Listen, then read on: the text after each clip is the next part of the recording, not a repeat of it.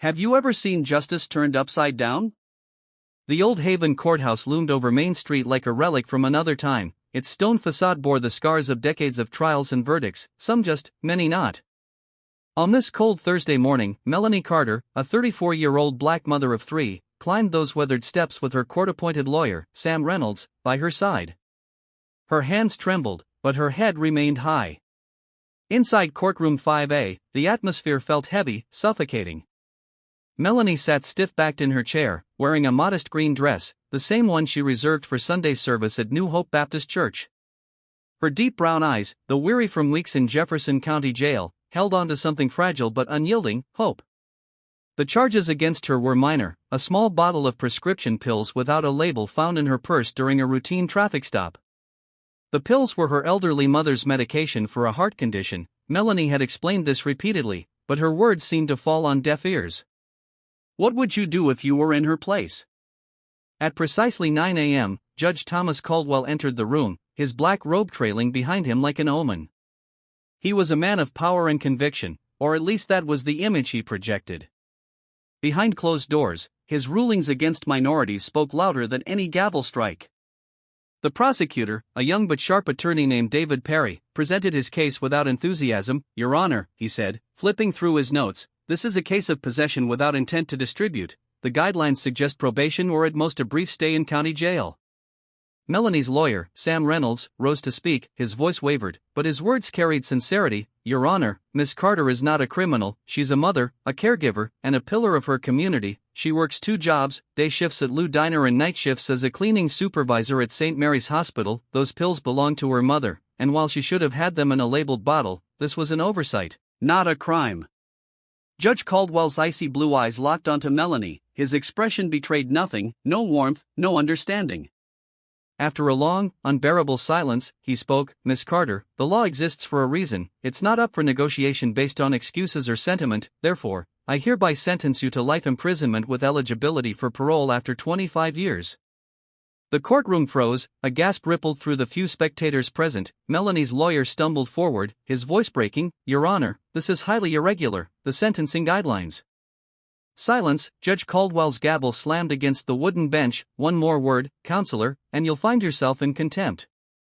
Melanie's vision blurred, the sound of handcuffs clicking shut around her wrists cut through her daze as she was led away. She whispered, her voice barely audible, "Please, someone call my kids' school, they're waiting for me to pick them up." Outside the courthouse, storm clouds gathered over Old Haven. It felt as though the sky itself mourned the injustice unfolding within those ancient stone walls. Then, in his office on the 12th floor of City Hall, Mayor Anthony Williams stared out over the sprawling city below. He was a man of vision, a progressive leader who had dedicated his career to building bridges in a deeply divided town, but today, his focus was shattered. His assistant, Lisa Grant, burst into the room. "Mr. Mayor, you need to see this, it's all over the news." The TV flickered on, showing Melanie's tear-streaked face as reporters described the shocking sentencing. The ticker at the bottom of the screen read, "Local mother sentenced to life for minor drug offense." The coffee cup in Anthony's hand slipped, shattering on the floor. The mayor turned pale as his worst fear materialized on the screen. Few knew that Melanie Carter was actually Melanie Williams, his wife of over a decade. Their marriage had been kept private for years to shield their children from political scrutiny and to allow Melanie to live a quiet life free from the relentless spotlight of public office. "Cancel all my meetings," Anthony said, his voice low but firm. "Get me District Attorney Rachel Chen on the phone immediately." As the call connected, Anthony's mind raced. How had this happened? Why hadn't Melanie told him about the arrest? They had promised each other, if anything ever happened, they would protect their family above all else. When Rachel Chen answered the call, her voice was tight with attention. "Mr. Mayor, I just saw the news. This sentence is outrageous. It's completely outside the guidelines." "Rachel," Anthony hesitated before speaking the words that would change everything, "Melanie Carter is my wife." The silence that followed felt endless. "You're what?" Rachel's voice cracked. "We kept it private to protect the kids," Anthony explained, his voice breaking, "but now I realize I can't stay silent, I have to fight for her publicly." Rachel's legal mind was already calculating, and Anthony, this changes everything. If Judge Caldwell didn't know who Melanie was, this was just his standard prejudice in action, but if he did know? It doesn't matter anymore, Anthony interrupted. I'm going public, Rachel. I need every one of Caldwell's previous cases reviewed. If there's a pattern, I want it documented. A knock at the mayor's office door broke the silence. Tom Harris, Anthony's chief of staff, entered with a stack of papers. Sir, the press is already outside. Someone leaked that you canceled your meetings after the sentencing. They're asking questions. Anthony took a deep breath and stood tall. Call a press conference for 5 p.m. It's time the truth came out. As the sun dipped behind the skyline of Old Haven, the city braced itself for a revelation that would send shock waves through every corner of its justice system.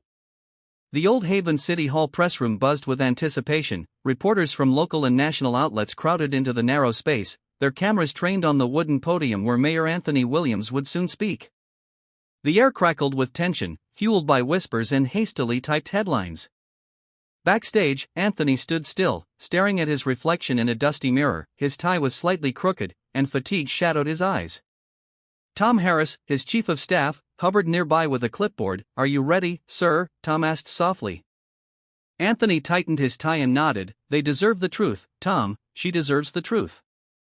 At exactly 5 p.m., Anthony stepped up to the podium. The camera flashes erupted like fireworks, but he didn't flinch. Good evening, he began, his voice steady but heavy with emotion. Today I stand before you not just as your mayor, but as a husband and a father. The room hushed instantly. Yesterday, Melanie Carter, a devoted mother of 3, was sentenced to life imprisonment for a minor offense, a sentencing so severe it defies both logic and humanity. But there's something else you need to know. He paused, looking directly into the cameras. Melanie Carter is my wife. The room exploded, reporters shouted questions, cameras clicked, and some gasped audibly. Anthony raised a hand, commanding silence. For 12 years, Melanie and I have kept our marriage private to protect our children from the unforgiving nature of political life, but today that privacy has become a weapon against us. He held up a family photo, one of Melanie with their 3 children all smiling by the lake during a summer barbecue. This is my family. Melanie is not just a case number in Judge Caldwell's courtroom, she's a mother, a daughter, and a wife, and she deserves justice. Anthony's voice hardened, and his words struck like hammer blows. But this isn't just about Melanie, this is about a systemic issue, a pattern of bias and discrimination that has poisoned our justice system for too long, and it ends now. In a smaller, quieter voice, he spoke directly into the camera. To my children, Michael, Ava, and Jaden, I'm sorry we had to keep our family a secret, but I promise you this, your mother will come home. The conference erupted again as Anthony stepped away from the podium, refusing to answer any questions. Outside City Hall, a crowd had gathered, supporters cheered while others sobbed openly. The image of Anthony Williams, husband and mayor, was broadcast across every news network in the country.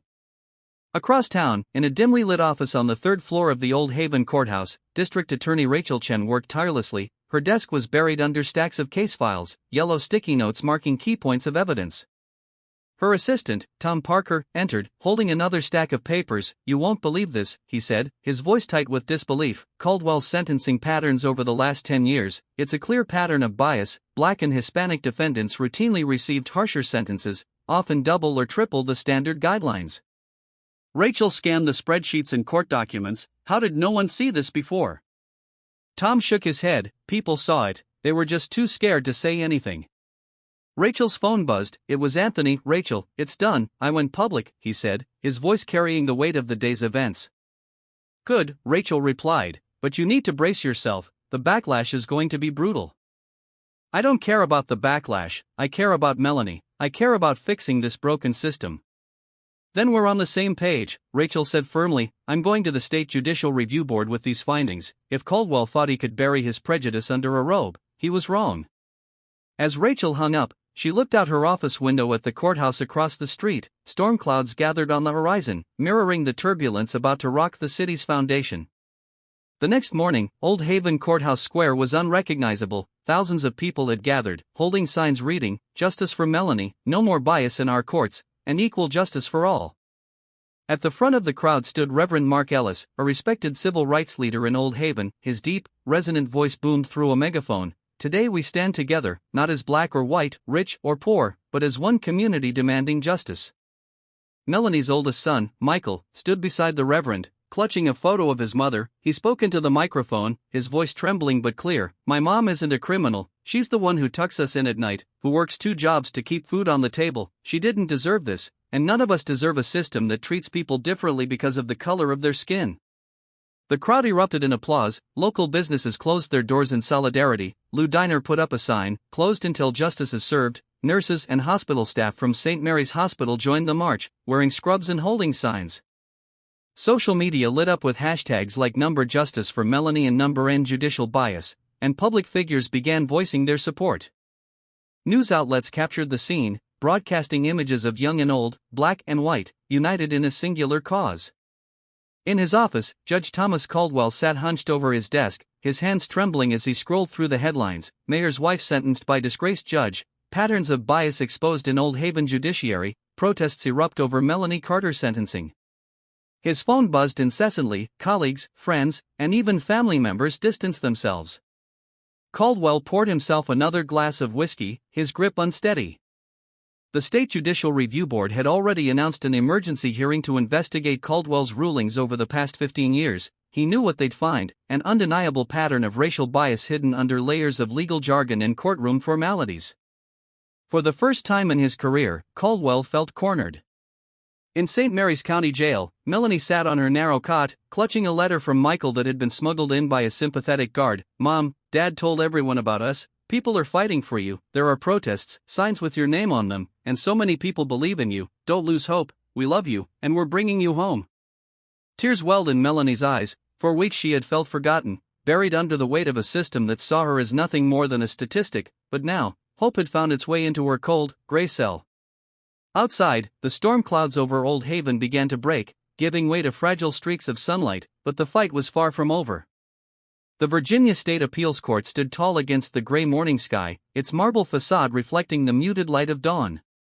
Inside Courtroom 4B, a sea of tense faces filled the wooden benches. Activists, journalists, legal experts, and community members had gathered for a hearing that would determine not just Melanie Carter's fate, but the integrity of the city's entire judicial system.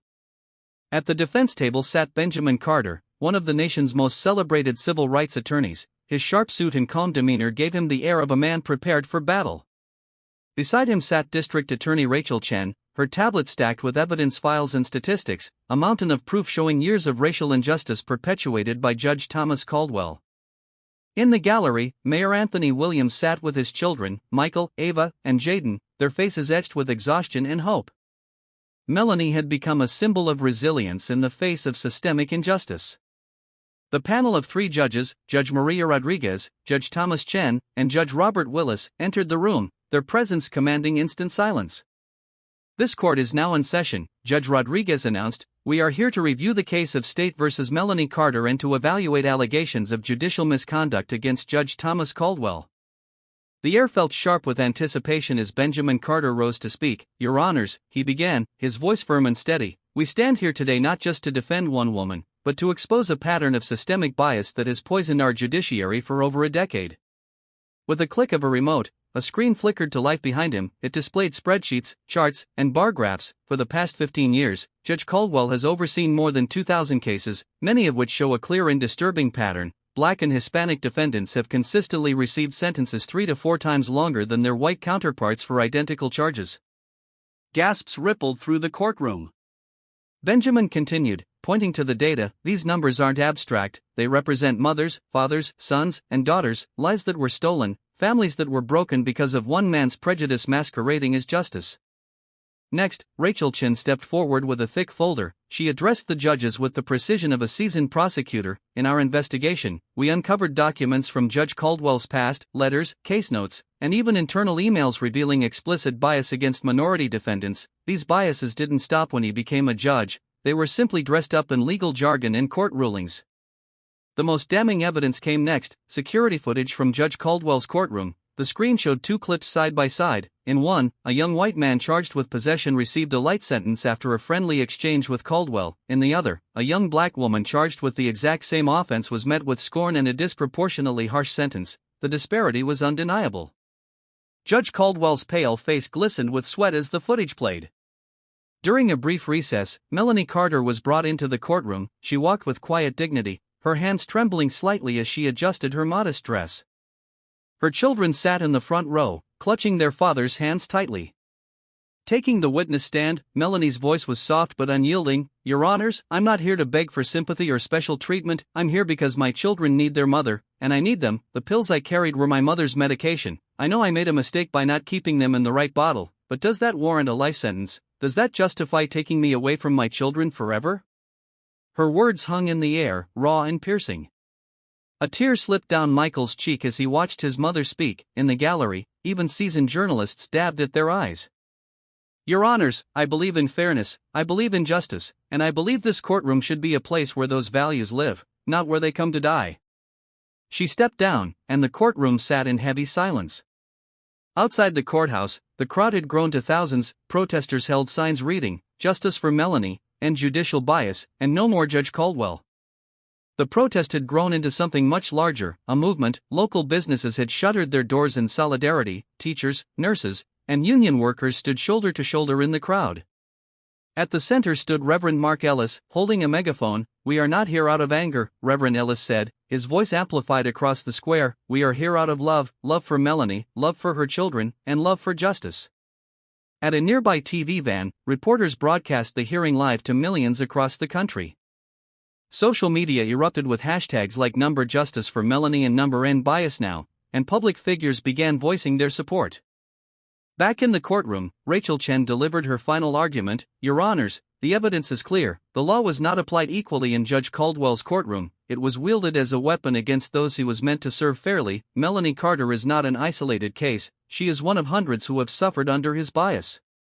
When Benjamin Carter rose for his closing remarks, the weight of the moment seemed to press down on everyone. "This is not just about Melanie Carter, it's about every person who has walked into this courtroom and received a sentence not based on the law, but on the color of their skin. Your Honors, today you have the power to correct this injustice, not just for Melanie, but for every person who came before her and every person who will come after."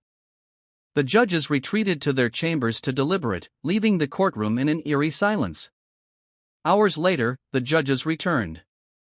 Judge Maria Rodriguez spoke, her voice calm but resolute. "This court finds the sentencing of Melanie Carter to be grossly disproportionate and influenced by bias. We hereby vacate her sentence and order her immediate release."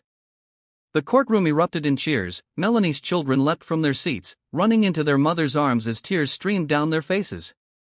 Mayor Anthony Williams clutched his wife tightly, his voice cracking as he whispered, "You're coming home." Judge Rodriguez continued, her voice rising above the applause. "Furthermore, this court recommends Judge Thomas Caldwell be referred to the State Judicial Review Board for immediate investigation and suspension." Caldwell slumped in his chair, his career in ruins. Outside, the crowd cheered as news spread, church bells rang, car horns honked, and people embraced in the streets.